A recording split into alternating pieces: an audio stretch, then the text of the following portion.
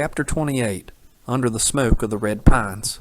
Come dawn, the light snuck through them tall red pines like a shy young'un peeking round a corner, and the smoke from the hearths curled up slow, mixin' with the morning's breath. The chokin' village lay still as a pond for a storm, like time itself had stopped twixt one heartbeat and t'other. But underneath that quiet there was a stirrin', something old, deep, and deaf as a buried coal glowing under cold ash. Out stepped Pasago Cabazon from his lodge, walking steady but not in no rush, like a man who'd seen his share of hard days and carried 'em in his eyes, quiet and sure.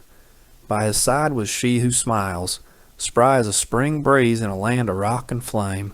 Her cheer seemed true blue, but old Achille, Pisago's first wife, watched from the shadows, her eyes narrow as a razor's edge.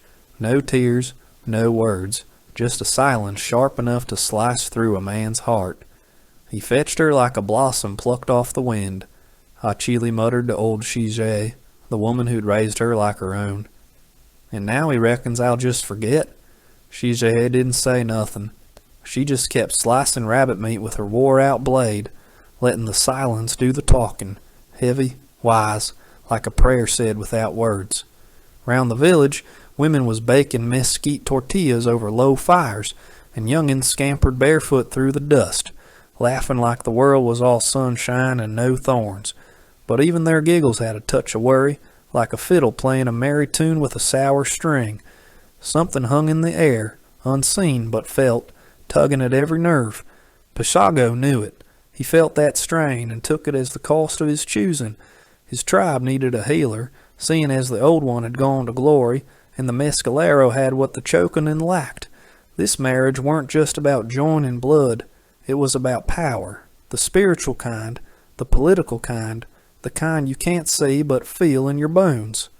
"Jaiji Yisomi," he said, looking at his new bride. "How come women don't never seem tickled pink at weddin's?" She gave a faint smile, but it was the kind that carried the weight of 100 truths. "Women carry 2 lives, Pasago. One for themselves, one for the man who picks 'em. Not all lives fit like a glove.